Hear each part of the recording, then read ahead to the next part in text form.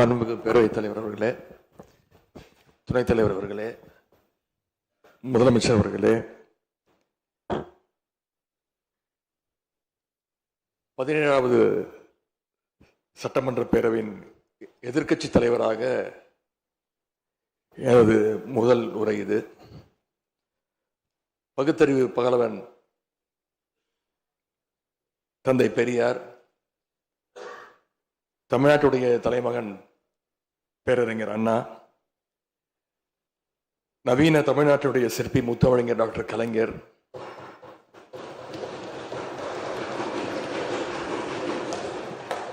இந்தியாவுக்கே வழிகாட்டிய திராவிட மாடல் ஆட்சியை தந்த திராவிட முன்னேற்ற கழகத்துடைய தலைவர் திரு முத்துவேல் கருணாநிதி ஸ்டாலின் என எங்களுடைய தலைவர்களை எல்லாம் வணங்கி என்னுடைய இந்த உரையை துவங்குகின்றேன். முதல்ல என்னை 2வது முறையாக தேர்ந்தெடுத்து இந்த சட்டமன்றத்திற்கு அனுப்பிய என்னுடைய சேப்பாக்கம் திருவல்லிக்கேணி தொகுதி மக்களுக்கு என்னுடைய நன்றியை நான் இங்கே தெரிவித்துக் கொள்கின்றேன். அதே போல எங்கள் தலைவர் தலைமையிலான திராவிட முன்னேற்ற கழகத்துடைய கூட்டணிக்கு 1,52,82,782 வாக்குகளை தந்த தமிழ்நாட்டு மக்களுக்கு என்னுடைய நன்றியை நான் தெரிவித்துக் கொள்கின்றேன். அதேபோல எங்களுடைய கூட்டணி சட்டமன்ற உறுப்பினருடைய வெற்றிக்காக உழைத்த திராவிட முன்னேற்ற கழகத்துடைய அனைத்து நிர்வாகிகளுக்கும், முத்தமிழறிஞர் டாக்டர் கலைஞருடைய உயிரினும் மேலான அன்பு உடன்பிறப்புகளுக்கும், தோழமை இயக்க தலைவர்களுக்கும் தொண்டர்களுக்கும் என்னுடைய நன்றியை நான் தெரிவிச்சுக்கிறேன். இந்த அவையில என் கூட நின்று எனக்கு வழிகாட்டக்கூடிய எதிர்க்கட்சி துணைத் தலைவர் அண்ணன் திரு KN நேரு அவர்களுக்கும், எங்களுடைய கொறடா அண்ணன் வேலு அவர்களுக்கும், துணை கொறடா அண்ணன் திரு கோவி செழியன், செயலாளர் அண்ணன் திரு தங்கம் தென்னரசு, பொருளாளர் அண்ணன் திரு MRK பன்னீர்செல்வம் ஆகியோருக்கும், கழக சட்டமன்ற உறுப்பினர்களுக்கும் என்னுடைய நன்றியை நான் தெரிவிச்சுக்கிறேன். சட்டமன்றத்தில் நேற்று நாம அத்தனை பேரும் பதவி பிரமாணம் செஞ்சுக்கிட்டோம். அதன் பின்பு இன்னைக்கு முதல் நடவடிக்கையா பேரவைத் தலைவரை இன்றைக்கு தேர்ந்தெடுத்திருக்கிறோம். வரலாற்று சிறப்புமிக்க இந்த சட்டப்பேரவையில் மாண்புமிகு பேரவைத் தலைவராக தேர்ந்தெடுக்கப்பட்டிருக்கக்கூடிய உங்களுக்கும், துணைத் தலைவராக தேர்வு செய்யப்பட்டிருக்கக்கூடிய திரு ரவிசங்கர் அவர்களுக்கும், எங்களுடைய தலைவர் சார்பாகவும் கழக சட்டமன்ற உறுப்பினர்கள் சார்பாகவும் மீண்டும் என்னுடைய வாழ்த்துக்களை நான் தெரிவிச்சுக்கிறேன். மாண்புமிகு பேரவைத் தலைவர் அவர்களே, இங்கே ஏற்கனவே எல்லோரும் குறிப்பிட்டது போல நானும் கேள்விப்பட்டிருக்கேன். நீங்க எப்பொழுதுமே சிரித்த முகத்துக்கு சொந்தக்காரர்னு கேள்விப்பட்டிருக்கிறேன். அது மட்டும் இல்லை, எல்லோருடையும் மிகுந்த அன்போடு பழகக்கூடியவர் அப்படின்னு பலர் சொல்லி நான் கேள்விப்பட்டிருக்கிறேன். இதே சட்டப்பேரவையில் 1980ஆம் ஆண்டு தேர்தலையும் 2011 சட்டமன்ற தேர்தலையும் நீங்க வெற்றி பெற்று ஒரு சிறந்த சட்டமன்ற உறுப்பினராக நீங்க பணியாற்றி இருக்கிறீங்க. எனவே பேரவையுடைய மரபுகளும் விதிகளும் உங்களுக்கு புதுசு கிடையாது. நீங்க தேர்ந்தெடுக்கப்பட்ட இப்பொழுது சேர்த்து 3 முறையும் ஆளுங்கட்சி உறுப்பினராக சட்டமன்றத்துக்குள்ள நீங்க வந்திருக்கிறீங்க. இந்த முறை எதிர்க்கட்சிகளையும் அரவணைச்சு செயல்படுகின்ற ஒரு பேரவைத் தலைவரா நீங்க பொறுப்பேற்றிருக்கிறீங்க. அந்த பொறுப்புல ரொம்ப சிறப்பா நடுநிலைமையோடு செயல்படுவீங்க அப்படிங்கிறது தான் எங்க அத்தனை பேருடைய எதிர்பார்ப்பு. அதே போல ஒரு எளிய பின்னணியிலிருந்து வந்த முதன்முறையாக சட்டமன்ற உறுப்பினராக பொறுப்பேற்றிருக்கக்கூடிய மக்களால் தேர்ந்தெடுக்கப்பட்டிருக்கக்கூடிய திரு மாண்புமிகு ரவிக்குமார் அவர்கள் பேரவையினுடைய துணைத் தலைவராக உங்களுக்கு உறுதுணையாக இருந்து இந்த அவையை வழிநடத்துவார் அப்படின்னு நாங்கள் அத்தனை பேரும் நம்புகிறோம். மாண்புமிகு பேரவைத் தலைவர் அவர்களே, நம்முடைய மாண்புமிகு முதலமைச்சர் அவர்கள் நேற்று எங்களுடைய தலைவருடைய வீடுகளுக்கும் அனைத்து கட்சி தலைவருடைய வீடுகளுக்கும் சென்று வாழ்த்துக்கள்லாம் பெற்றுக்கிட்டு போனார். அந்த அரசியல் நாகரிகம் இந்த பேரவையிலும் தொடரணும் அப்படிங்கிறதா எங்களுடைய எண்ணம், எதிர்பார்ப்பு. ஏற்கனவே நான் சொல்லியிருந்தாலும் மறுபடியும் சொல்ல விரும்புகிறேன். திராவிட முன்னேற்ற கழகம் இந்த சட்டப்பேரவையில் எதிரி கட்சியா இல்லாம ஒரு ஆக்கப்பூர்வமான எதிர்கட்சியாக நிச்சயம் செயல்படும்.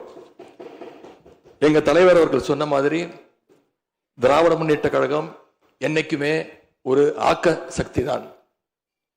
மாண்புமிகு பேரவைத் தலைவர்களே, இந்த பேரவைக்குன்னு ஒரு மிகப்பெரிய வரலாறு இருக்கு. இன்னைக்கு இந்தியாவில் பண்பாட்டு ரீதியாகவும் பொருளாதார ரீதியாகவும் தமிழ்நாடு சிறப்பா முன்னேறி இருக்கு. அப்படின்னா இந்த பேரவையில் நடந்த விவாதங்கள், எடுக்கப்பட்ட முடிவுகள், இயற்றப்பட்ட சட்டங்கள், நிறைவேற்றப்பட்ட தீர்மானங்கள், இதெல்லாம் தான் ஒரு காரணம். பிற மாநிலங்களுக்கெல்லாம் ஒரு எடுத்துக்காட்டாக வழிகாட்டக்கூடிய வகையில் செயல்பட்டு இந்தியாவையே திரும்பி பார்க்க வச்ச சட்டமன்ற பேரவை இந்த தமிழ்நாட்டு சட்டமன்ற பேரவை. அப்படிப்பட்ட இந்த பேரவையில் ஆரோக்கியமான ஆக்கப்பூர்வமான விவாதங்களுக்கு இடம் கொடுத்து ஜனநாயக மாண்புகளுக்கு முக்கியத்துவம் கொடுத்து பேரவைத் தலைவர் அவர்கள் என்றைக்கும் நடுநிலைமையோடு செயல்பட வேண்டும் என்று நாங்கள் அனைவரும் விரும்புகின்றோம்.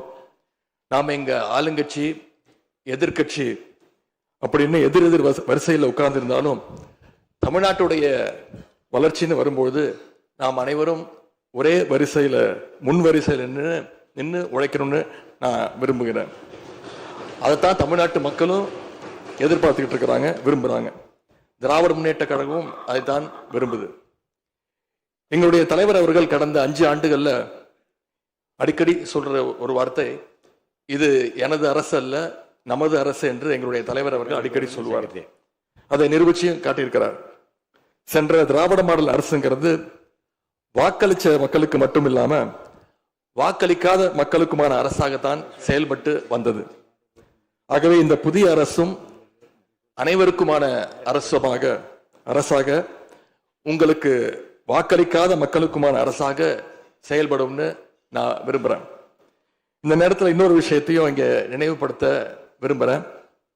மாண்புமிகு பேரவைத் தலைவர் அவர்களும் மாண்புமிகு முதலமைச்சர் அவர்களும் இன்னைக்கு எதிர்கட்சி தலைவராக இருக்கிற நானும் ஒரே காலேஜில் படித்த ஓல்டு ஸ்டூடெண்ட். ஒரே காலேஜில் நாம் படிச்சிருந்தாலும் அரசாங்கத்தை நடத்துறதுல திமுக தான் சீனியர் பேட்ச். அது உங்களுக்கு தெரியும். 1967 ஆட்சிக்கு வந்தது திமுக தான். நாங்கள் தான் சீனியர்ஸ். அந்த அடிப்படையில் எங்களுடைய நாலேஜையும் எக்ஸ்பீரியன்ஸையும் நாங்கள் ஷேர் பண்ணிக்க ரெடியாக இருக்கோம். அதை ஏற்றுக்க நீங்களும் தயாராக இருங்க. ஏன்னா நமக்கு எப்பவுமே தமிழ்நாட்டு மாநிலத்துடைய நலன்தான் மிக மிக முக்கியம். மாண்புமிகு பேரவைத் தலைவர் அவர்களே, நீங்கள் போட்டியின்றி தேர்வாகியிருக்கீங்க. மாண்புமிகு முதலமைச்சரும் எதிர்கட்சி தலைவரான நானும் உங்களை அவை முன்னவரும் இந்த இருக்கையில் உட்கார வச்சிருக்கிறோம், அமர வச்சிருக்கிறோம். இன்னைக்கு உங்கள் கையை பிடிச்சி அழைச்சிட்டு வந்து உட்கார வச்சிருக்கிறோம். இனி எங்கள் 2 தரப்பையும் நீங்கள் தான் கையை பிடிச்சி அரவணைச்சு கோபம் இல்லாமல் கோவப்படாமல், நீங்கள் கோவப்பட மாட்டீங்கன்னு தெரியும், உங்களை கோவப்படுத்துகிற மாதிரி எந்த செயலையும் நாங்கள் செய்ய மாட்டோம். சட்டமன்ற ஜனநாயகத்தில் ஆளுங்கட்சி காதுகளாகவும் எதிர்கட்சி குரலாகவும் இருக்க வேண்டும். அதில் தான் இந்த அவையுடைய பெருமை நிச்சயம் அடங்கி இருக்கு. பொதுவாக இதுக்கு முந்தைய சட்டமன்ற பேரவை எடுத்துக்கிட்டா ஆளுங்கட்சி வரிசையில் அதிக உறுப்பினர்களும் எதிர்கட்சி வரிசையில் அதை விட குறைவான உறுப்பினர்களும் இருப்பாங்க. ஆனா இந்த முறை கிட்டத்தட்ட ஆளுங்கட்சிக்கு இணையான எதிர்கட்சி வரிசை வலிமையா இன்னைக்கு அமைஞ்சிருக்கு. அதுதான் இந்த பேரவையுடைய இன்னொரு கூடுதல் சிறப்பு. இதன் மூலமா தமிழ்நாட்டு மக்கள் ஒரு முக்கியமான செய்தியை நமக்கு சொல்லி இருக்கிறாங்க. அது என்னன்னா, எதிர்கட்சி வரிசை மிக மிக வலிமையாக இருந்து இந்த அரசை, புதிய அரசை வழிநடத்தணும், ஆக்கப்பூர்வமான விமர்சனங்களை முன்வைக்கணும் அப்படின்னு மக்கள் நமக்கு சொல்லி இருக்கிறாங்க. நான் நம்புறேன். ஆகவே மக்களுடைய எண்ணத்தை பிரதிபலிக்கிற மாதிரி எங்களுடைய பணிகள் நிச்சயம் இருக்கும். மாண்புமிகு பேரவைத் தலைவர் அவர்களே, இந்த அரசு பொறுப்பேற்ற நிகழ்ச்சியில் நடந்த ஒரு நிகழ்வை இங்க நான் சுட்டிக்காட்ட விரும்புகின்றேன். ஏற்கனவே சுட்டி காட்டியிருக்கிறாங்க. அந்த நிகழ்ச்சியில தமிழ்தாய் வாழ்த்து 3வது இடத்துக்கு தள்ளப்பட்டிருக்கு. இது தமிழ்நாட்டு மக்கள் மத்தியில மிகப்பெரிய ஒரு கோபத்தையும் அதிர்ச்சியையும் ஏற்படுத்தியிருக்கு. அதை எதிர்கட்சிகள் எல்லோரும் விமர்சிச்சிருக்கிறோம். அதுக்கு ஆளுங்கட்சியும் ஒரு விளக்கத்தையும் கொடுத்திருக்கிறாங்க, நானும் பார்த்தேன். எங்களோட கருத்து என்ன அப்படின்னா, பாஜக ஆட்சிக்கு வந்திருக்கக்கூடிய மேற்கு வங்க மாநிலத்துல பதவியேற்பு நிகழ்ச்சியின் போது வந்தே மாதரம் பாட்டு பாடப்படல. ஆனா இங்க தமிழ்நாட்டுல அது பாடப்பட்டிருக்கு. மேற்கு வங்கத்துல இன்னைக்கு யாரு ஆளுநரா போய் உட்கார்ந்துருக்காங்க அப்படின்னு உங்க அத்தனை பேருக்கும் தெரியும், நான் சொல்ல வேண்டிய அவசியம் இல்லை. அவர் இங்க ஆளுநரா இருந்தப்போ தமிழ்நாடு சட்டமன்ற பேரவையில தமிழ்தாய் வாழ்த்துக்கு முன்னாடி தேசிய கீதம் பாடணும்னு பேரவையினுடைய மரபையே மாத்த சொன்னவர் தான் இன்னைக்கு மேற்கு வங்கத்தில் ஆளுநராக இருக்கிறார். அதை நாங்க உறுதியா, எங்களுடைய தலைவர் அப்போதைய முதலமைச்சர் உறுதியா மறுத்தார். அதனால 2023ஆம் ஆண்டு முதல் தொடர்ந்து 3 வருஷம் அவர் பேரவையிலிருந்து வெளிநடப்பு செஞ்சுட்டு போன காட்சிகளை எல்லாம் நீங்களும் பார்த்திருப்பீங்க. இதன் மூலமா நாங்க சொல்ல வர்றது, அடுத்து விரைவிலேயே இந்த பேரவையில ஆளுநர் உரை நிகழ்த்த இருக்கிறார். ஆகவே ஏற்கனவே உங்களுடைய அரசனுடைய பதவியேற்பு விழாவில் நடந்த அந்த சம்பவம், அந்த தவறு மீண்டும் இந்த பேரவையில நடப்பதற்கு நீங்க அனுமதிக்க கூடாது, நாங்கள் அனுமதிக்க மாட்டோம். பேரவையில் மட்டுமல்ல, தமிழ்நாட்டில் நடக்கக்கூடிய எந்த நிகழ்ச்சியாக இருந்தாலும் சரி, அரசு நிகழ்ச்சியாக இருந்தாலும் சரி, எந்த நிகழ்ச்சியாக இருந்தாலும் சரி, தமிழ்தாய் வாழ்த்து என்றைக்கும் 2வது இடத்திற்கு நாம தள்ளி போக விடக்கூடாது. இந்த அரசு அதற்கு அனுமதிக்க கூடாது என்று நான் இங்கே கேட்டுக்கொள்கின்றேன். ரொம்ப விழிப்போடு இருந்து நம்முடைய உரிமையை, மரபை பாதுகாக்கணும்னு உங்களை எல்லாம் வலியுறுத்தி நான் கேட்டுக்கொள்கின்றேன். அன்பு பேரவைத் தலைவர் அவர்களே, வண்டிக்கு பிரேக் எப்படியோ, ஒரு காலைக்கு மூக்கனாங்கேறு எப்படியோ, அப்படிதான் ஆளுங்கட்சிக்கு எதிர்கட்சி அப்படின்னு பேரறிஞர் அண்ணா அவர்கள் நமக்கு சொல்லியிருக்கிறார். ஆகவே பேரறிஞர் அண்ணா சொன்ன வழியில ஆளுங்கட்சியினுடைய செயல்பாட்டை உற்று நோக்கி உங்களுடைய நிறைகளை, குறைகளை சுட்டு காட்டுகின்ற ஒரு ஆக்கப்பூர்வமான எதிர்கட்சியாக நாங்கள் நிச்சயமாக செயல்படுவோம். இந்த அவைக்கு புதியவங்க, ஃபர்ஸ்ட் டைம் எம்எல்ஏஸ் நிறைய பேர் வந்திருக்கிறீங்க, அதுல மிகுந்த மகிழ்ச்சி. அதே போல ரொம்ப வருடங்களுக்கு பிறகு நிறைய பெண் சட்டமன்ற உறுப்பினர்கள் இங்க இடம்பெற்றிருக்கிறீங்க, அதுல எங்களுக்கு கூடுதல் மகிழ்ச்சி.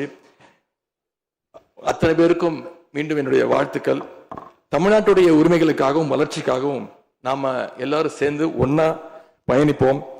எது எப்படி ஆனாலும் திராவிட இயக்கத்தினுடைய அடிப்படை கொள்கைப்படி எல்லோருக்கும் எல்லாம் கிடைக்கிறதை உறுதி செய்கின்ற வகையில எதிர்கட்சி வரிசையில இருந்து நாங்கள் நிச்சயம் செயல்படுவோம். நடந்து முடிந்த தேர்தலில் ஆட்சி அமைப்பதற்கான பெரும்பான்மையை ஆளுங்கட்சிக்கு மக்கள் வழங்காமல் போனாலும் திராவிட முன்னேற்ற கழகத்துடைய தலைமையில் தேர்தலை சந்திச்சு வென்ற தோழமை இயக்க சட்டமன்ற உறுப்பினருடைய ஆதரவோடு ஆட்சி அமைத்திருக்கக்கூடிய புதிய அரசிற்கும் மாண்பு முதலமைச்சர் அவர்களுக்கும் என்னுடைய வாழ்த்துக்களை நான் மீண்டும் தெரிவித்துக் கொள்கின்றேன். மாண்புமிகு பேரவைத் தலைவர் அவர்களுக்கும் பேரவை துணைத் தலைவர் அவர்களுக்கும் என்னுடைய நன்றி. உங்களுடைய பணிகள் சிறக்கட்டும். மீண்டும் என்னுடைய வாழ்த்துக்களை தெரிவித்துக் கொள்கிறேன். நன்றி, வணக்கம். வெல்க தமிழ், வாழ்க தமிழ்நாடு. மக்களை பிரிக்கும் சனாதானம் நிச்சயம் ஒழிக்கப்பட வேண்டும். நன்றி, வணக்கம்.